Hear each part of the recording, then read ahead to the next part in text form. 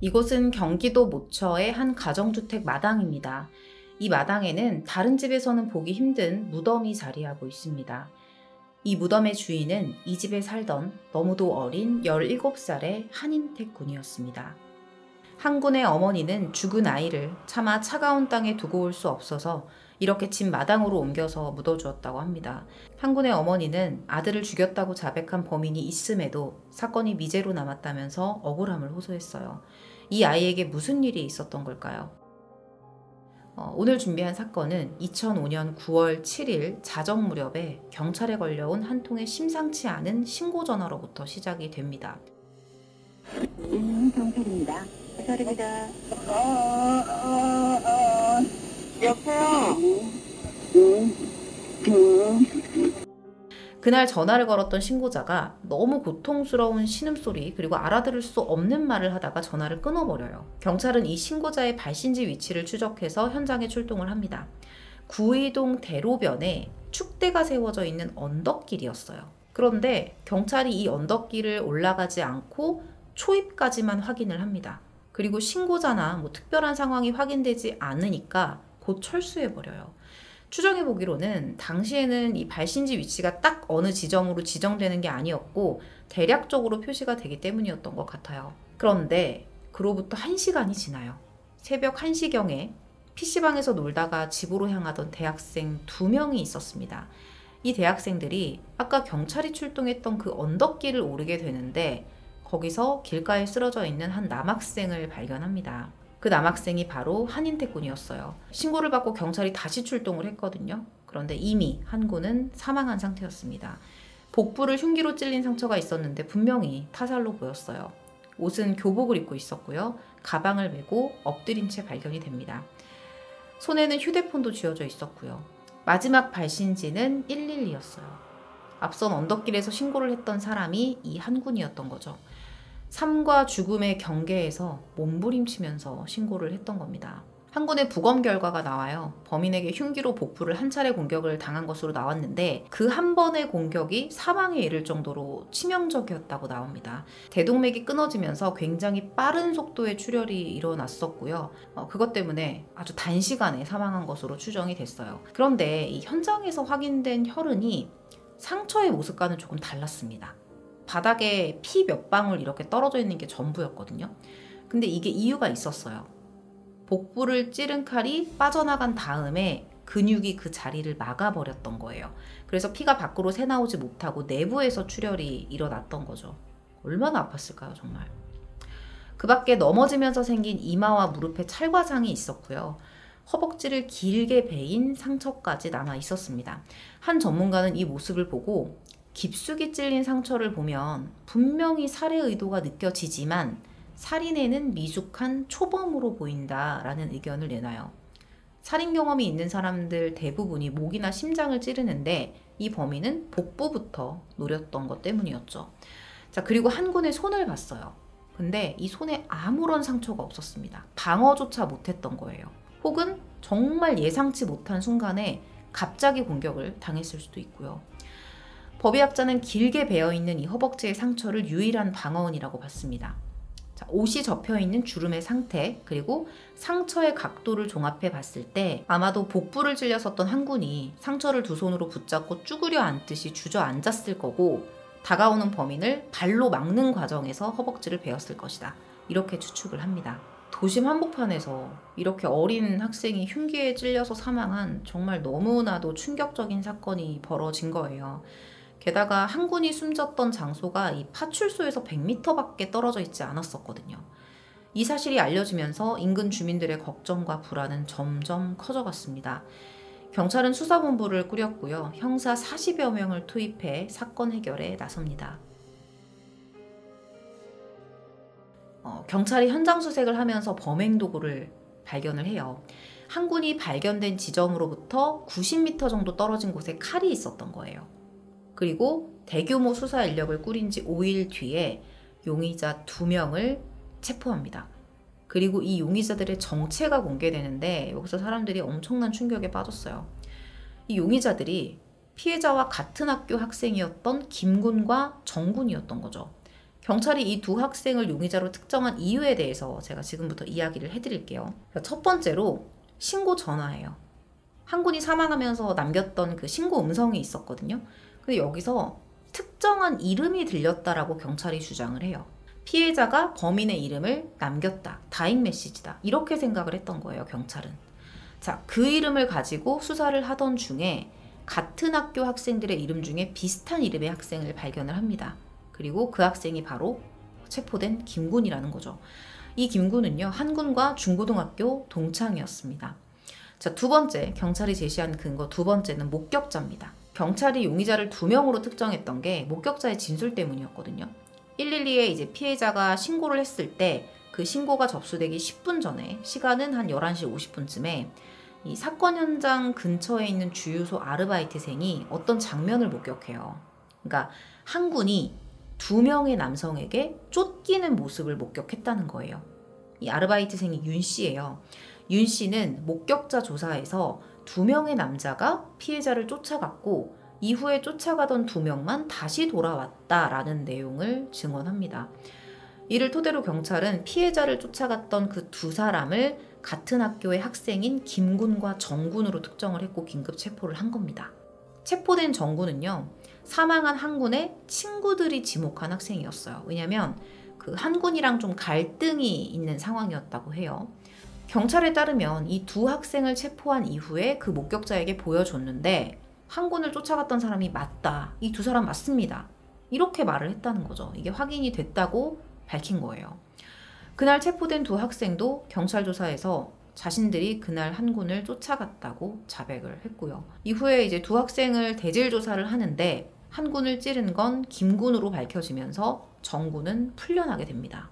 그 2005년 당시에 이 사건이 언론에 보도가 됐을 때는 범행 동기가 학교 폭력이었어요. 기사 내용을 딱 보면 용의자들이 사망한 한군으로부터 폭행을 당했고 평소에 이제 한군으로부터 괴롭힘을 당하다가 거기에 앙심을 품고 이제 복수를 한 거다. 범행을 저지른 거다. 이렇게 보도가 됐었죠. 흉기를 휘두른 김군은 재판에 넘겨지게 됐고요. 사건은 그렇게 끝나는 것처럼 보였습니다. 그런데 1년 뒤에, 그러니까 관심이 조금 뜸해질 무렵에 뜻밖의 소식이 전달이 됩니다. 1심과 2심 그리고 대법원 모두 범행을 자백했던 김군에게 무죄 판결을 내린 거예요. 자, 무죄 판결의 이유 첫 번째는 물적 증거가 없다는 점이었어요. 범행 도구로 사용됐었던 그 칼이 있잖아요. 근데 이 물적 증거에서 김군이 그걸 잡아서 어떤 범행을 저질렀다라는 증거는 나오지 않았다는 거죠. 김군이 살인에 연관됐다는 다른 증거는 없었다는 거예요. 두 번째는 법원이 김군과 정군의 자백을 인정하지 않았던 겁니다. 경찰이 강압 수사를 해서 허위 자백을 했을 것이다. 이런 의혹이 제기가 됐었어요, 당시에. 이렇게 김군은 그냥 풀려납니다. 1년 만에 사건이 다시 원점으로 돌아와요. 김군은 경찰들이 직접 특정했던 유력한 용의자였잖아요. 그런데 김군이 무죄 판결을 받았음에도, 그러니까 받았으면은 경찰이 다시 수사를 해야 되는데 김군이 무죄 판결을 받았는데도 뭔가 진범을 다시 찾기 위한 노력을 하지 않습니다. 그리고 그냥 사건을 종결시켜버려요. 자, 2020년에 마지막으로 확인된 취재 내용에 따르면 해당 사건은 범인 체포 후에 대법원에서 최종 무죄 판결을 내렸기 때문에 재수사의 필요성이 없는 사건이다. 이런 이해하기 어려운 답변을 내놨다고 합니다. 이상하죠? 그러니까 경찰의 입장은 이거예요. 김군이 범인임을 확신은 하지만 무죄 판결을 받아서 우리도 어쩔 도리가 없다라는 거죠.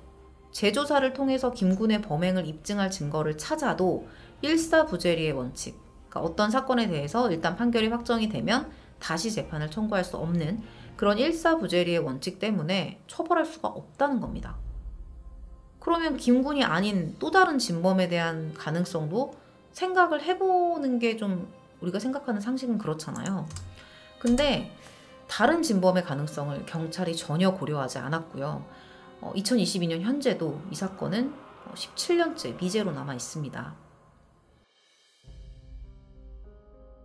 이제 한군의 어머니에게 남은 건 그냥 아들이 죽었다는 사실뿐이에요. 아들이 그날 어쩌다가 거기서 숨을 거두게 됐던 건지, 그리고 그 아들이 했던 그 신고 음성에 정말로 김군의 이름이 담겨 있었는지 이런 것들을 알고 싶어 하셨었죠. 자, 지금부터는 현재 시각으로 사건 당일의 행적을 되짚어보는 내용을 정리를 해드리려고 해요. 첫 번째로 사건 당일에 한군의 행적에 대한 이야기를 좀 해볼 건데 이 내용은 경찰 조사 내용 그리고 어머니의 증언을 종합한 내용이라고 보시면 될 것 같습니다. 사건 당일에 신고 전화를 걸기 20분 전이었던 저녁 11시 42분에 한군이 이제 집으로 간다면서 엄마랑 마지막으로 통화를 해요, 밤에. 평소하고 똑같았어요. 뭐 다 특별한 모습이 없었습니다.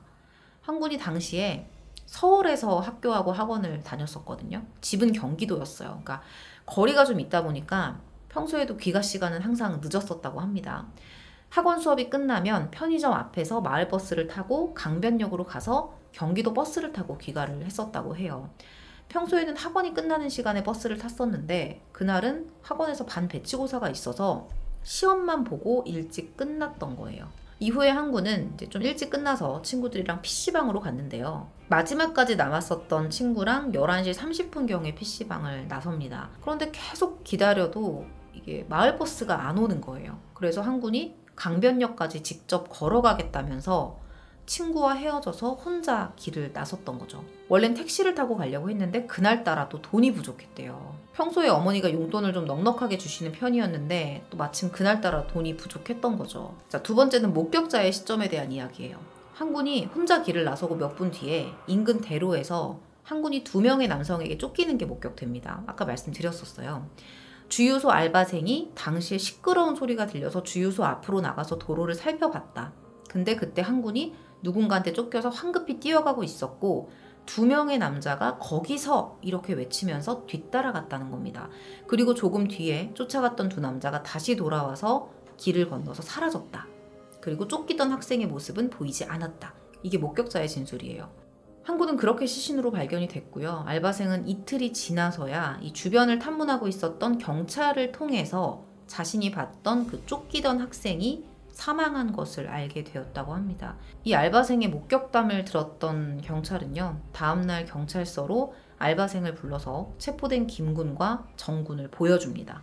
그렇게 김군이 피의자로 재판에 넘겨지게 됐던 거죠. 경찰이 주장했었던 그 강력한 증거, 그러니까 신고 음성, 자백, 목격 진술 이런 게 어떻게 보면 완벽한 증거처럼 보여요. 그런데 이 증거들은 재판부가 신빙성이 의심된다면서 전혀 받아들이지를 않았습니다. 당시에 경찰이 주장한 증거들을 좀 하나하나 되짚어 볼게요. 첫 번째로 자백입니다. 앞서 말씀드렸던 것처럼 김군과 정군의 자백은 강압수사에 의한 허위 자백이라는 의심을 받았었어요. 이 2사람의 진술서를 보면 애당초에 김군과 정군은 처음 조사부터 혐의를 부인했었습니다. 근데 그로부터 며칠이 지난 12일에 갑자기 이 2사람이 약속이나 한 것처럼 한군을 쫓아갔다는 사실, 그리고 김군이 흉기를 휘둘렀다는 사실을 자백을 한 거죠. 하지만 현장 검증 이후에 2사람은 다시 범행 일체를 부인합니다. 한군에게 복수를 생각할 만큼 김군과 정군이 서로 친한 사이도 아니었다라고 재판에서도 이 내용을 부정했었어요. 이 자백 내용에 대해서. 여기서 재판부가 자백의 신빙성을 의심했던 거죠. 김군이 인터뷰를 했던 적이 있었어요. 당시에 경찰의 자백의 강요가 있었다고 밝혔습니다. 책상을 발로 걷어차고 엎드려 뻗쳐를 시키는 등의 체벌도 있었고요. 김군의 부모까지 추가로 구속 수사하겠다 이러면서 경찰에게 협박을 당했다는 거죠. 뿐만 아니라 지금 단계에서 자백을 하면 힘들지 않게 끝날 수 있고 이런 말을 했대요. 올림픽 4번, 5번만 시청하면 나올 수 있다. 이런 회유가 있었다고 합니다. 협박과 구타, 회유에 못 이겨서 결국에는 자백을 했다는 거죠. 자백을 하는 진술서를 쓰고 나서야 김군은 부모를 만날 수 있었고요. 이후에 용기를 얻어서 범행을 부인했다고 합니다. 무죄 판결 이후에 너무 억울한 마음에 경찰을 고소하려고 했었는데요. 1년 동안 부모님이 너무 힘들어하는 모습을 봤기 때문에 그렇게 하는 것마저도 포기를 했다고 해요. 자, 2번째로 경찰이 주장했던 증거는 신고 음성이에요. 경찰은 한군의 마지막 신고 전화에 용의자의 이름이 들어있다고 주장을 했어요. 이미 취재진이 이것에 대해서 이제 그것이 알고 싶다 취재진이 실험을 진행을 해요. 아나운서와 속기사들에게 초반에 아무 사전 정보를 주지 않고 그냥 신고 음성을 들려줍니다. 경찰입니다. 경찰입니다. 여보세요? 그리고 들리는 걸 받아 적으라고 한 거예요. 근데 아예 이름 자체가 들린다고 얘기를 하는 사람이 없었어요. 그래서 이번에는 정보를 하나 던집니다. 해당 음성에 사람의 이름이 들어있다는 정보를 주고 다시 한번 이제 적어보게 했던 거죠. 그랬더니 이제 듣는 사람 나름대로 아, 이름이구나라는 생각을 가지고 들으니까 이름처럼 들리는 거예요. 그래서 나름대로 들리는 대로 이제 이름들을 나열을 했는데 이 각각이 적은 이 이름들이 어떤 뭔가 비슷한 점이 없는 각기 다른 이름들이었다는 거예요. 그리고 마지막으로는 이 김군의 실제 이름을 알려주고 나서 다시 음성을 듣게 했어요. 그랬더니 대부분의 피실험자가 김군의 이름이 들렸다고 말을 합니다. 자, 근데 이 실험 결과를 놓고 보면 수사 당시에 경찰이 어떤 객관적인 정보를 본인들이 원하는 쪽으로, 본인들이 유리한 쪽으로 해석하는 확증 편향에 빠진 게 아니냐, 이런 의혹을 받기도 했었어요. 자, 세 번째는 목격자의 증언에 대한 부분입니다. 자, 그 주유소 알바생 윤 씨의 증언, 이것도 신빙성에 의심을 받았었어요. 윤 씨가 누군가에게 쫓기는 한 군을 봤다는 사실은 분명하지만 그들이 김군과 정군이 맞다라는 이 진술 자체를 의심을 했던 거죠. 앞서서 이 자백의 사례를 봤을 때 윤 씨의 증언도 어느 정도 강압이 있었을 수 있다라는 의혹도 있었습니다. 왜 이런 얘기가 나왔냐면 목격자 윤 씨의 진술하는 그 내용들이 시간이 지날수록 되게 구체적으로 변했던 거예요. 보통은 이제 목격자들의 첫 진술이 가장 구체적이거든요. 그리고 시간이 지나면서 흐려져요. 근데 윤 씨의 진술은 그 반대였던 거죠. 아무래도 어느 정도 의심을 가질 수 있는 정황이라고 볼 수 있겠죠. 자, 여기 지금 사진을 보시게 되면 참고인 진술조서 1회일 때, 그리고 오른쪽에는 진술조서 3회일 때를 보시면 진술조서 1회일 때는 신발도 기억나지 않으며 라고 나와요. 근데 이 오른쪽 사진 진술조서 3회 때를 보면 슬리퍼를 신어서 유심히 보았으며, 그러니까 처음에는 기억나지 않았던 게 되게 구체적으로 바뀌었잖아요. 진술이 진행이 되는 과정에서. 이것도 조금 이상하다는 겁니다. 자, 그리고 재판부가 윤 씨의 진술의 신빙성을 의심했던 게 경찰이 윤 씨 앞에다가 여러 사람의 사진을 놓고서 한번 찍어보세요 이렇게 했던 게 아니라 김군 사진, 정군 사진 요 딱 두 사람만 보여주면서 얘네들 맞아요? 이렇게 물어봤던 거예요. 근데 이거 진짜 잘못된 거야. 난 정말 경악을 금치 못했어. 이걸 어떻게 이런 식으로 수사를 할 수 있는지. 이거는 수사에 대해서 정말 잘 모르는 일반 사람들이 봐도 말도 안 되는 방법이거든요. 우리 보통 이제 병원을 가면은 환자들 이름 확인하잖아요. 그때 예를 들면 누구누구 씨 맞으시죠? 이렇게 물어보는 게 아니라 성함이 어떻게 되세요? 라고 물어보잖아요. 이렇게 질문을 닫아놓고 하면 안 된다는 걸 경찰이 가장 잘 알고 있었을 텐데 왜 이렇게 질문을 했는지가 의문입니다. 이로 인해 증언의 정당성이 확보되지 못했고요. 실제로 윤 씨와 같은 조건에서 진행된 목격 실험을 했더니 피실험자들은 목격한 사람의 얼굴을 골라내지 못했습니다. 무죄 판결은 어찌 보면 당연한 결과일 거예요. 자, 남아있는 가능성에 대한 이야기를 해볼게요. CCTV가 거의 없었던 2005년이었기 때문에 남아있는 유일한 단서는 범행 도구인 칼뿐이었습니다. 그것이 알고 싶다 제작진은 당시에 이 지역 청소년 범죄 무리가 비슷한 칼을 가지고 다녔다는 제보를 입수해서 취재에 나섰는데요. 이 과정에서 무리의 리더격 2명의 인상착의가 목격자의 인상착의와 비슷했다는 사실을 파악합니다. 그런데 제작진이 파악할 수 있는 사실은 여기까지였고요. 그 다음은 경찰의 재수사를 통해서 확인되어야 했지만 앞서 언급했던 것처럼 경찰은 재수사의 의지가 없는 상태였어요. 심지어 너무 충격적인 건 그 유일한 증거가 칼밖에 없잖아요. 근데 이게 2020년에 폐기 처분됩니다. 종결된 사건이다. 이게 이유였어요. 당시에 흉기로 사용됐었던 칼은 어디에서나 쉽게 구할 수 있는 제품이었거든요. 그리고 손잡이의 재질상 지문이 잘 남지 않는 재질이었어요. 그래도 수사기법이 과거보다 더 발전한 현재라면 조금이라도 남아있을지도 모르는 그 범인의 미세한 DNA를 확보할 수 있는, 어찌 보면 마지막 기회라고 볼 수가 있는데 그것마저 경찰 손으로 그냥 걷어차버린 거죠. 이쯤 되면 그냥 미제 사건으로 남기고 싶어서 그랬나 하는 생각도 들더라고요. 더 안타까운 건 사건 당시에 한 군의 아버지가 뇌종양 투병 중이셨어요. 근데 아들이 사망한 이후에 병세가 더 악화가 되셨고요. 얼마 뒤에 세상을 떠났다고 합니다. 홀로 남은 어머니는 아들을 학교폭력 가해자로 만들고 무고한 학생에게 누명을 씌우고도 여전히 침묵으로 일관하는 경찰을 용서하지 못하고 있습니다. 경찰이 조금이라도 과거의 실책을 만회할 의지가 있다면 재수사를 통해서 진범이 있다면 밝히고 설사 김군을 처벌하지 못하더라도 확실한 증거를 찾아서 범행을 증명해야겠죠. 한순간에 아들을 잃은 일도 받아들이기 힘든 상황에서 하나뿐인 자식에게 칼을 꽂은 이가 누군지도 모른 채 그저 그리워해야만 하는 한 군의 어머니에게 가장 필요한 건 경찰의 적극적인 수사 의지일 것입니다. 오늘 준비한 사건 콘텐츠는 여기서 마무리하도록 하겠습니다. 긴 시간 시청해주셔서 감사합니다.